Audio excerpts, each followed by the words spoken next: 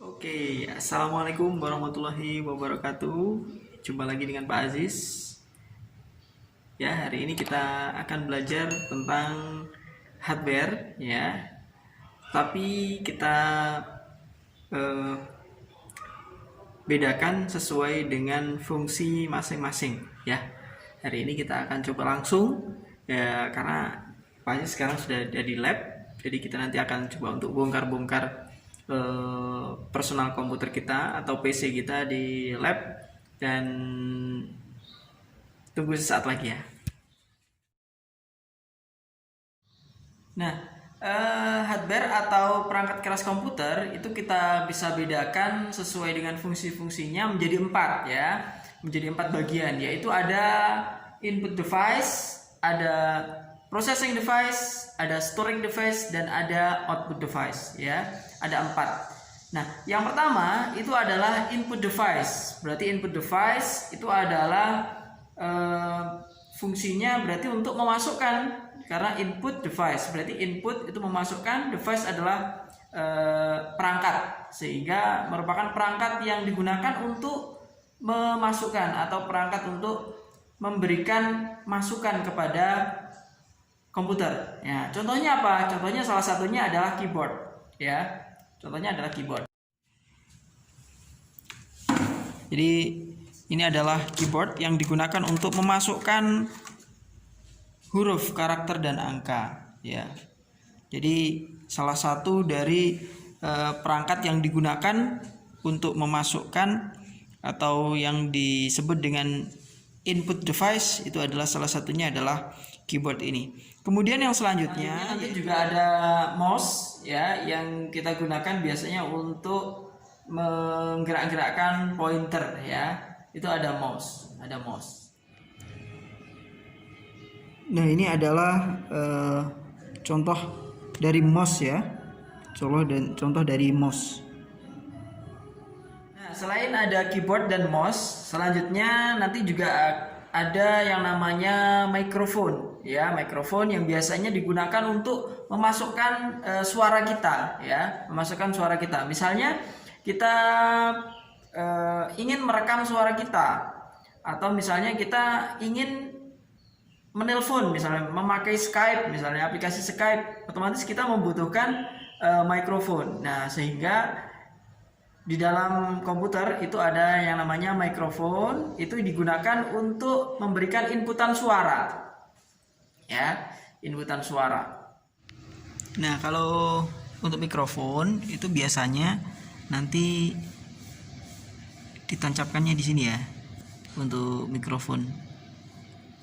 Nah, ini nanti bisa berupa mikrofon ataupun juga speaker, biasanya juga bisa ditancapkan di sini. Atau misalkan kalau di laptop, ya, kalau di laptop itu biasanya di sini. Nah,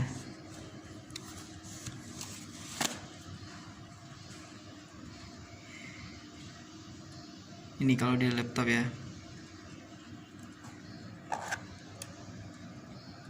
Nah, ini kalau di laptop ini bisa mikrofon, bisa speaker, ya. Atau mungkin biasanya kalau anak-anak itu headset, ya, karena mungkin lebih mudah karena langsung dekat dengan telinga begitu.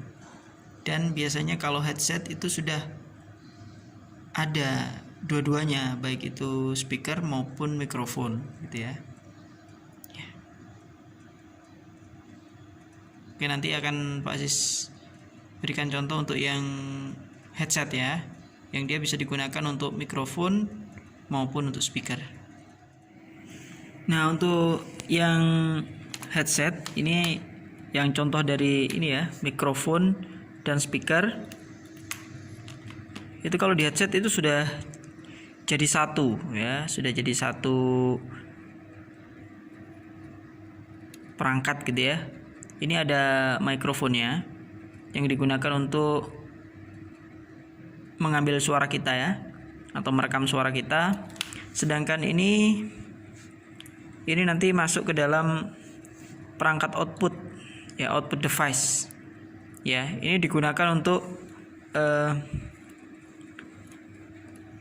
memunculkan suara yang sudah kita rekam, itu bisa kita dengarkan melalui headset ini. Ini adalah salah satu contoh dari output device yang kecil gitu ya.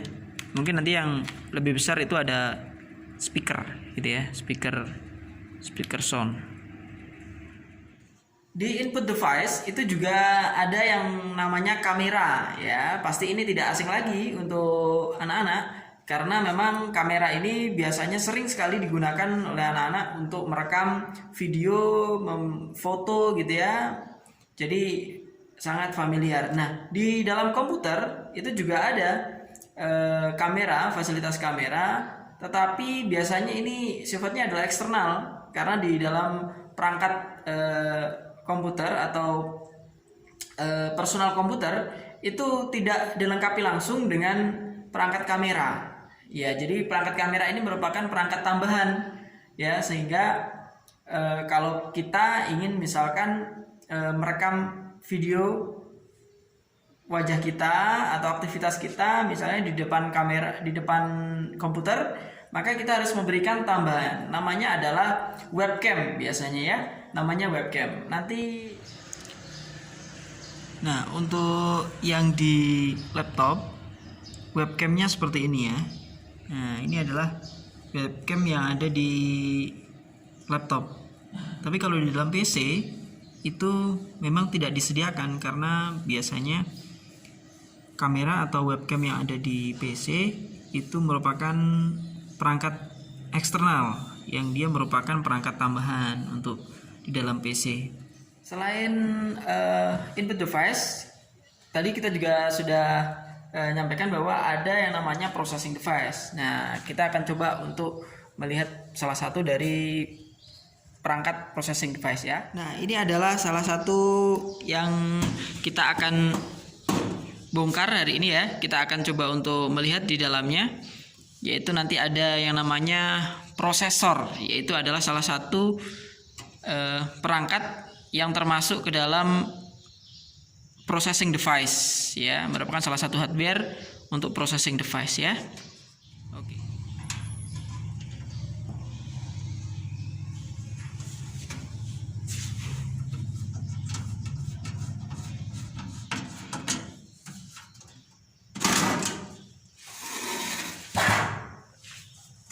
Nah, ini karena lama nggak dibongkar ya guys. Oke, ini adalah tampilan dalam CPU ya. Ini biasanya disebut sebagai CPU, Central Processing Unit ya, Central Processing Unit. Nah, ini istilah CPU ini sebetulnya sudah umum ya di masyarakat umum ya. Tapi sebetulnya yang dinamakan CPU atau bisa disebut dengan prosesor itu adalah yang ada di bawah sini. Nah, di bawah kipas ini, nanti ada yang namanya prosesor ya. Ada yang namanya prosesor. Makanya kenapa kotak hitam ini itu biasanya disebut sebagai CPU, Central Processing Unit, itu karena memang di dalamnya ada prosesor itu ya, ada prosesor. Kita coba bongkar ya. Oke, kita bongkar dulu.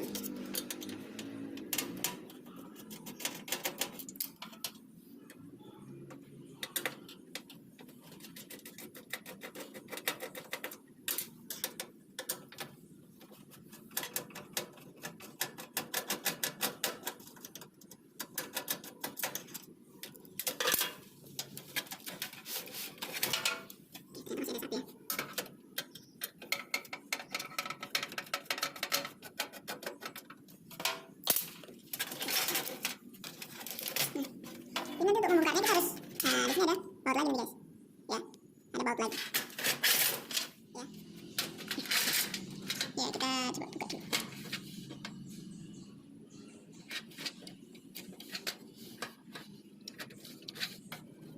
Ini adalah pengunci, sederhana sebenarnya. Kalau kita tidak pelajari dengan rinci ya. Yang namanya tadi prosesor ya. Nah, oke. Ini adalah tampilan dari prosesor. Ini untuk membukanya, di sini kita perlu buka yang di sini ya. Ini karena dikunci ini. Ini kalau kita lihat di sini nanti ada tulisannya.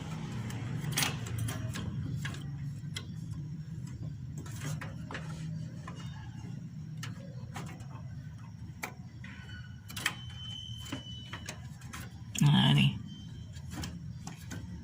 ini kenapa ada semacam lem? Ini sebetulnya bukan lem. Ini adalah cairan pendingin namanya ya. Cairan pendingin. Kenapa? Karena prosesor ini kerjanya keras. Karena dia sebagai otaknya dari komputer, sehingga dia harus bekerja keras, memproses segala perintah yang kita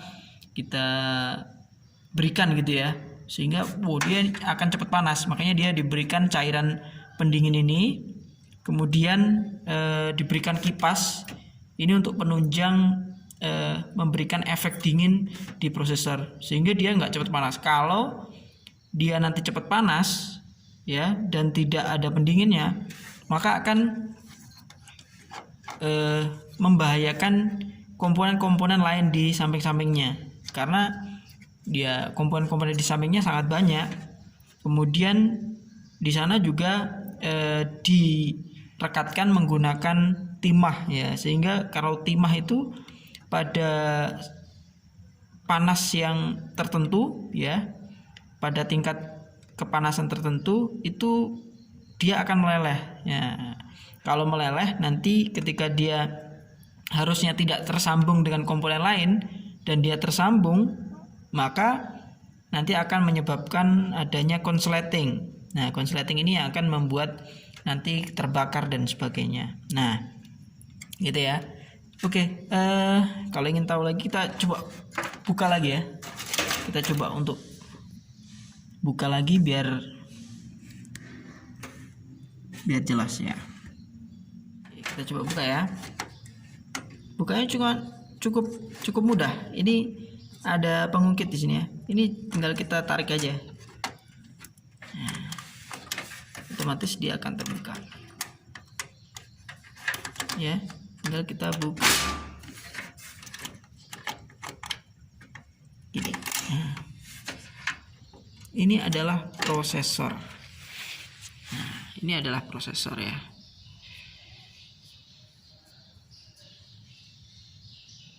Kelihatan enggak? Kelihatan ya. Nah, kita lihat di situ ada tulisannya Intel Pentium gitu ya. Nah, ini adalah salah satu prosesor. Ya, bentuknya seperti ini. Ini adalah cukup simpel sekali. Ini adalah prosesor yang digunakan untuk memproses segala perintah yang ada di komputer kita.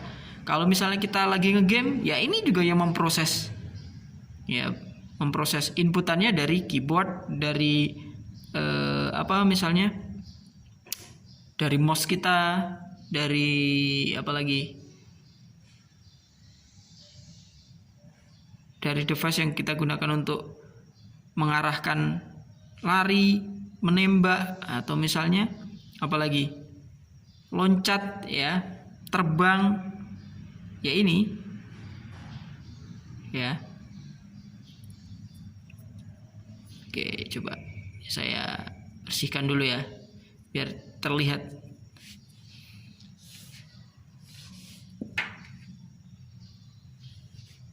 Nah, ini sudah Pak Aziz bersihkan. Kita lihat ya.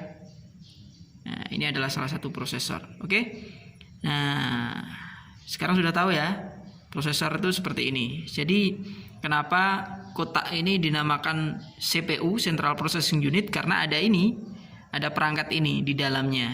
Maka dinamakan sebagai Central Processing Unit. Jadi unit yang digunakan memang untuk pusat dari pemrosesan ada di sini.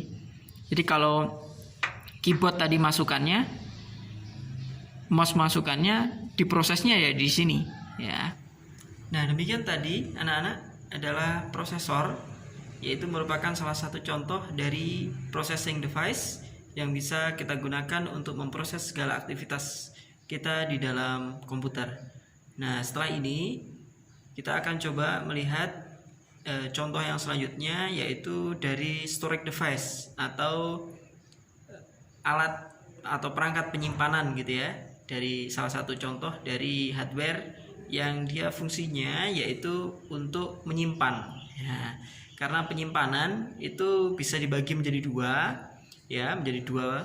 Satu itu penyimpanan yang sifatnya adalah sementara atau temporary.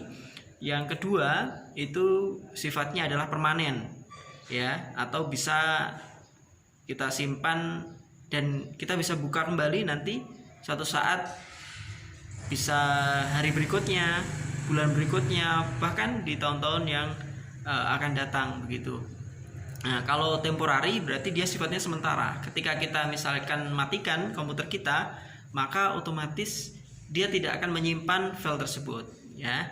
Nah, untuk itu kita coba langsung cek ke dalam CPU yang sudah kita bongkar tadi dan kita cek isinya. Sekarang kita coba untuk mengecek memori atau yang merupakan contoh dari storage device ya. Baik, ya kita lanjutkan ya. Tadi seperti yang sudah Pak Aziz sampaikan adalah RAM ya, RAM Random Access Memory ya. Minggu lalu atau pertemuan sebelumnya kita juga sudah membahas ini tentang Random Access Memory. Nah, sekarang kita akan coba lihat secara real mana sih RAM ini dan tepatnya di mana gitu ya. Nah, ini adalah tadi kita sudah lihat, ini adalah motherboard yang kita coba untuk bongkar tadi. Kita lihat namanya prosesor tadi ya. Nah, ini sekarang kita coba untuk mencari RAM ya. Ini adalah RAM ya. Nah, kita coba buka ya. Ini bukanya cukup mudah ya, kita hanya cukup untuk membuka ini ya. Ini kita buka dari sini. Ini ada penguncinya di sini sebelah bawah, dan ini pengunci sebelah atasnya ya. Nih ya, nanti otomatis dia akan tertarik sendiri. Nah, kita tinggal menariknya. Nah, ini adalah bentuk nyata dari RAM ya, Random Access Memory ya, Random Access Memory. Ada banyak sekali jenis RAM. Ini nanti juga masing-masing komputer ada yang berbeda sesuai dengan jenis dari motherboard atau jenis dari ini, rumah daripada komponen-komponen ini, motherboard ya. Ini adalah RAM, bentuk dari RAM, Random Access Memory. Fungsinya untuk apa sih ini Pak Aziz? Ini fungsinya adalah untuk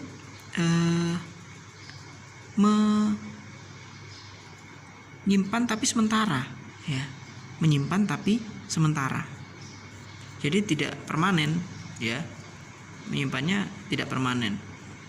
Contohnya adalah ketika Pak Aziz misalnya itu membuka satu aplikasi ya, maka otomatis menyimpannya adalah di RAM ini. Jadi ketika komputernya mati maka tidak tersimpan ya. Kenapa? Karena penyimpanan ini adalah sementara, hanya digunakan saat komputer itu digunakan atau program itu digunakan saja ya. Jadi tidak menyimpan secara permanen gitu ya.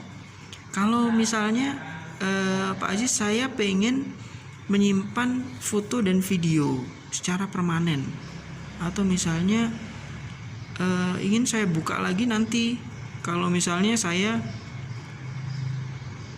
di sekolah, misalnya saya ingin buka lagi, gimana Pak Aziz? Nah, atau misalnya tahun depan saya pengen file ini tetap tersimpan, itu di mana Pak Aziz? Nah, bukan di sini, nyimpannya bukan di RAM, tapi nyimpannya adalah di ini hard disk namanya ya. Ini adalah hard disk, nyimpannya adalah di hard disk ini. Nah, kita akan coba untuk buka ya hard disk ini dayanya. Kemudian ini adalah konektor SATA namanya, untuk penghubung ke motherboard biar terbaca. ya. Nah, kita akan coba untuk buka baut-bautnya ya.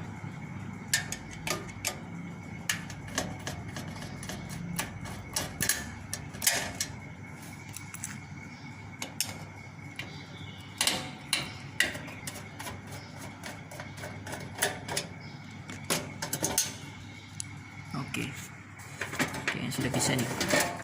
Nah, ini adalah tampilan dari harddisk ya. Nah, harddisk ini RAM, ini harddisk ya. Jadi jangan sampai terbalik ya. Harddisk ini bentuk harddisk. Ini penyimpanan secara permanen. Jadi kalau kalian menyimpan foto, video, dokumen-dokumen, itu nyimpannya di sini. Ya. Nyimpannya di sini. Ya, ini adalah harddisk. Harddisk ya, dilihat harddisk tampilannya. Jadi di dalam harddisk ini ada piringan hitam. Kalau zaman dulu kan mungkin anak-anak pernah tahu ya, ada musik yang menggunakan piringan hitam ya, yang kemudian ada jarum yang dia bagian membacanya. Nah, ini di dalamnya juga ada. Makanya ketika anak-anak menggunakannya terlalu lama misalnya, kemudian motherboardnya panas, kemudian harddisknya juga ikut panas, maka nanti akan bisa menyebabkan harddisk ini nanti rusak piringannya, atau misalnya tergores dan sebagainya, atau tertekan misalnya, ini Pak Aziz tekan nih, atau misalnya keinjak dan sebagainya, atau jatuh, kemudian terjadi goresan di dalamnya, maka nanti bisa menyebabkan kerusakan pada harddisk dan bad sector namanya. Biasanya istilahnya di komputer itu adalah bad sector, karena harddisk itu kita bisa ibaratkan sebagai sektor-sektor atau sebagai kotak-kotak gitu ya. Kalau kita di ruangan kita misalnya ada sebuah buffet atau almari, jadi kan ada kotak-kotak tuh yang biasanya kita gunakan untuk menyimpan baju. Nah, itu berarti ada kotak-kotak itu. Sama di harddisk juga sama seperti itu. Jadi kalau ada kerusakan pada satu kotak yang lain, maka nanti akan menyebabkan namanya bad sector gitu ya. Itu adalah beberapa contoh dari storage device, penyimpanan device ya. Gitu ya. Nah, baiklah anak-anak, tadi adalah kita sudah membahas tentang input device, kemudian ada processing device, dan barusan tadi adalah storage device atau penyimpanan begitu ya. Nah, yang terakhir ini yang nomor 4, ini adalah ada output device. Ada output device. Berarti karena dia output, berarti fungsinya adalah untuk ya keluaran, betul. Jadi nanti bisa menampilkan, bisa mencetak dan sebagainya. Nah, salah satu contohnya apa? Ya, salah satu contohnya adalah monitor. Ya, salah satu contohnya adalah monitor. Jadi monitor seperti yang ada di samping Pak Aziz ini ya. Setelah ini kita coba lihat langsung ya. Nah, ini adalah salah satu contoh dari output device ya. Ini adalah salah satu contoh dari output device, yaitu merupakan monitor. Ya, monitor ini fungsinya adalah untuk menampilkan segala aktivitas yang kita lakukan di komputer kita, gitu ya. Segala aktivitas yang ada di komputer kita. Kemudian hasil daripada pekerjaan atau perintah-perintah yang kita lakukan di komputer kita setelah ditampilkan melalui monitor ini juga bisa dicetak ya melalui printer seperti ini.